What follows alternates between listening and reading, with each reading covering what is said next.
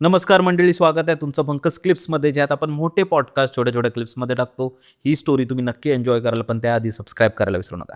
तुम्ही तुमच्या घाटकोपरची कोणती गोष्ट सांगणार होतात लहानपणी? ती गोष्ट अशी आहे की माझी आई सकाळी लवकर उठायची पूर्वी. तेव्हा मी मी एक 8-9 वर्षापर्यंत आम्ही घाटकोपरला राहिलो होतो. त्यानंतर आम्ही विठ्ठलवाडीला शिफ्ट केलं. मी 8-8.5 वर्षाची असताना माझे वडील वारले. रेल्वेमध्ये ॲक्सिडेंट होऊन वारले. मग माझी आई म्हणाली की इथे नको राहूया आपण. माझे वडील टॅक्सी ड्रायव्हर होते. टॅक्सी चालवायचे. तर एक दिवशी काय झालं, सकाळी 6, 5:30-6ला माझी आई बाहेर दारात झाडू काढत होती, स्वच्छता करत होती बाहेर. तर एक माणूस तिकडून असा असा हात करून आला, म्हणजे पूर्ण काळा म्हणजे काहीच नाही, सगळा चिखल अंगावर. पूर्ण असं चालत आला आणि माझ्या आईच्या इथे येऊन उभा राहिला. माझ्या आई ओरडल्या. तर तिकडे सवय पूर्वी काय होती की नवऱ्यांना अहो वगैरे नाही म्हणायची. अहो म्हटलं की सगळे मागे वळून बघायचे.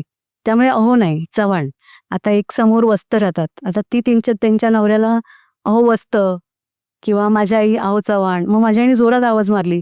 माझी आई थोडीशी आपटली, मागे तिला लागलं आणि चव्हाण म्हणून ओरडली. चव्हाण बाहेर या म्हणून. माझे वडील धडपडून बाहेर आले आणि आम्ही झोपलो होतो आम्ही.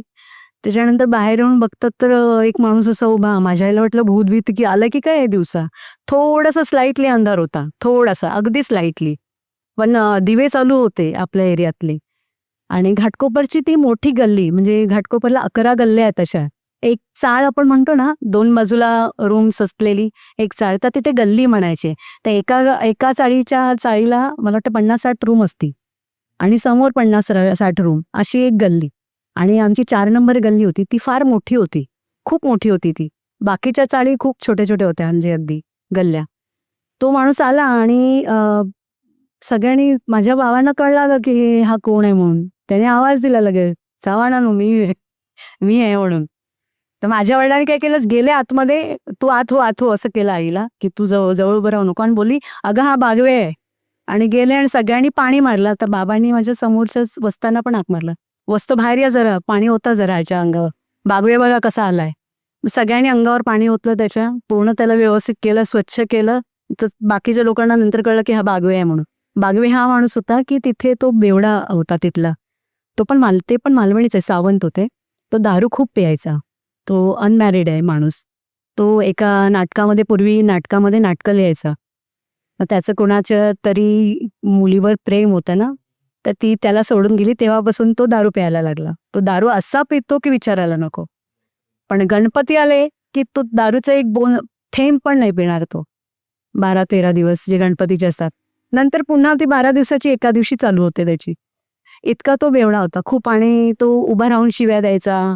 आम्ही पाहिलंय स्वतः डोळ्याने की असं आकाशाकडे बघणार आणि खूप घाणेरड्या शिव्या घालायचा.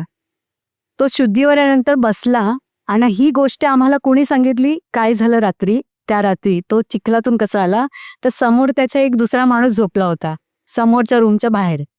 त्याने आम्हाला सांगितले की रात्री काय प्रकरण घडलंय. जर मी काय बोललो असतो तर मला आडवं टाकलं असतं. आपल्या इथे जागेवाले फिरतात बघा. आपण आडवं असलं की ते जागेवाल्यांना त्रास होतो. तर जागेवाल्यांनी काय केलं, रात्री तो आला, तो तसं सांगत होता ती गोष्ट की त्याने असं केलं आणि मी डोळ्याने बघतोय की काय होत होतं नक्की. तो दिसत नव्हता माणूस कोणी, फक्त ह्याला हलवतं हे दिसत होतं. तो आला आणि त्याला, तो आडवा झोपला होता हा बागवे, त्याला केलं सरळ त्याने. आणि तो जागेवाला आपल्या रस्त्याने मार्गाने निघून गेले. दुसऱ्यांदा मला असं वाटतं तर पुन्हा फिरून आला, पुन्हा बघितलं तर हा आडवा होता. पुन्हा त्याला सरळ केलं. म्हणजे तो सरळ होताना दिसत होता की त्याला कोणीतरी सरळ करतोय. सरळ केलं त्याला. पुन्हा एक 1-1.5 तासाने पुन्हा तो फिरून आला असेल. तिसऱ्यांदा धरला, उचलला, तर तो म्हणतोय की मला दिसतंय त्याला कोणीतरी उचललंय. त्याला उचललं आणि आमच्या पाठीमागे शेवटची ना एक खाडी आहे. त्या खाडीनंतर मैदान लागतो, तिथे आम्ही खेळायला जायचो लहानपणी. मुलं वगैरे आणि जंगल पण आहे तिथे पुढे. आणि त्या खाडीत नेऊन त्याला टाकलं. नाही. तो जागेवाल्यांचं असं असतं की ते त्रास नाही देत किंवा म्हणजे अगदी इजा होईल असं नाही मारत तो. खून नाही करणार किंवा कोणाला मारून टाकणार नाही किंवा असं नाही. फक्त त्याला शिक्षा देतो. तुला ऐकलं नाही तिसऱ्यांदा, तुला मी नेऊन टाकतो.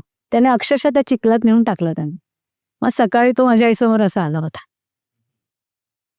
आणि जागेवाल्यांच्या आधी आपण म्हणतो ना, घरामध्ये पण दाराच्या समोर आडवं झोपू नये. ते घरात पण करू नये तसं.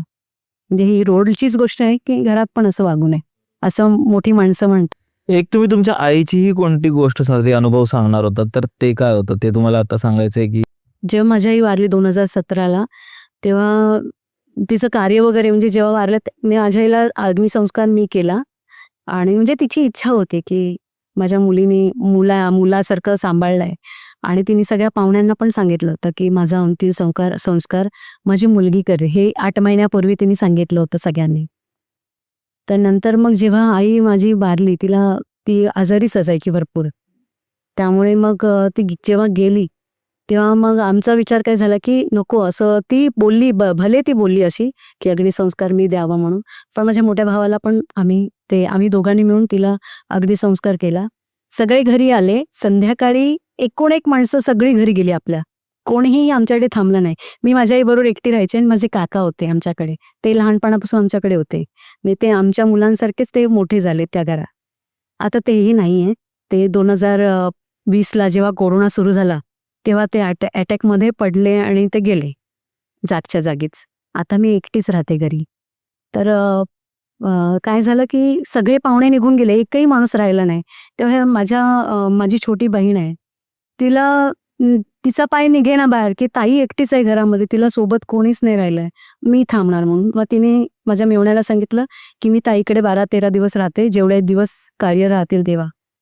आणि त्या दिवशी रात्री सगळेजण जाताना एक माझी काकाची सून आहे म्हणजे माझी वहिनीच लागते ती.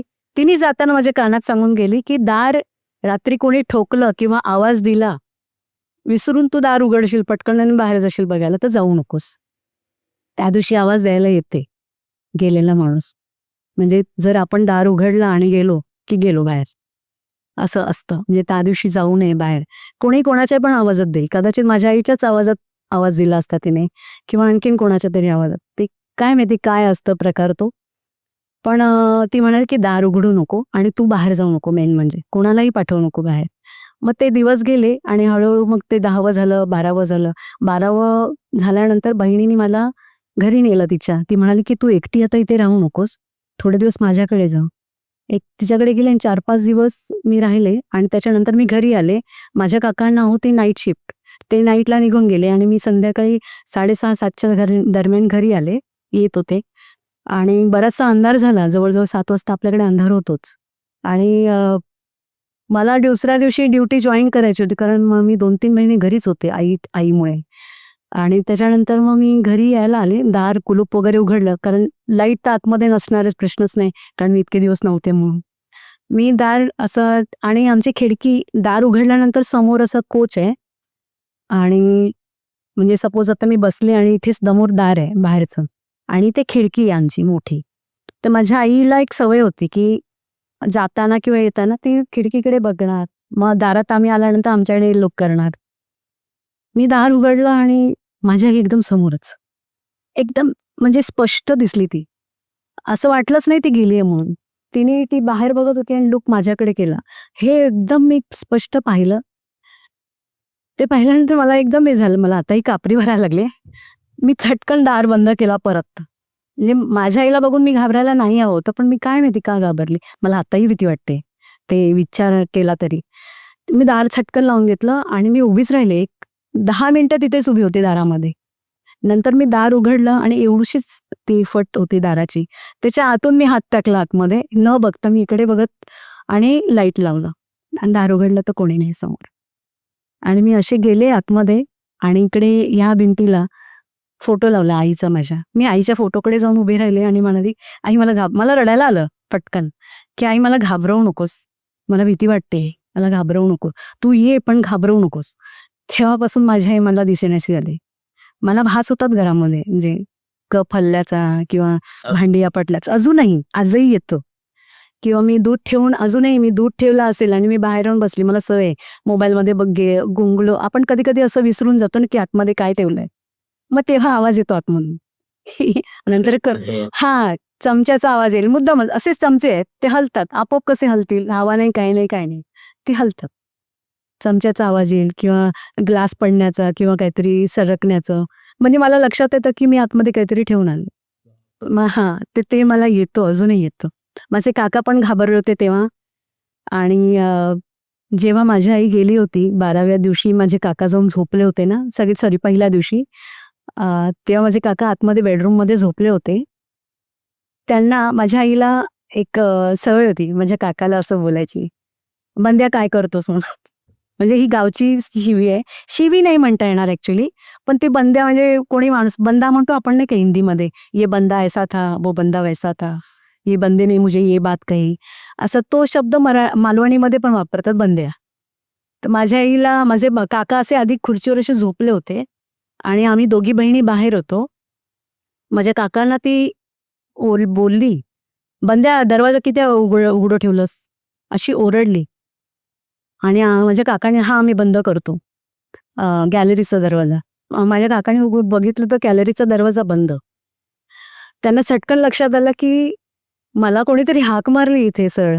माझे काका उठले आणि बाहेरून आमच्या बाजूला जाऊन झोपले, की नाही मला असंच झालं. सकाळी उठून त्यांनी मला सांगितली, की मला आतमध्ये भास झाला म्हणून. आणि तो माझ्या काकांचा एक भास होता. बापरे. भास होता ते तिला दिसलं मला माहित नाही. पण तिला स्पष्ट त्यांना आवाज दिला ओरडून. त्यांना ती सवय होती ऐकायची तिच्याकडून तसं.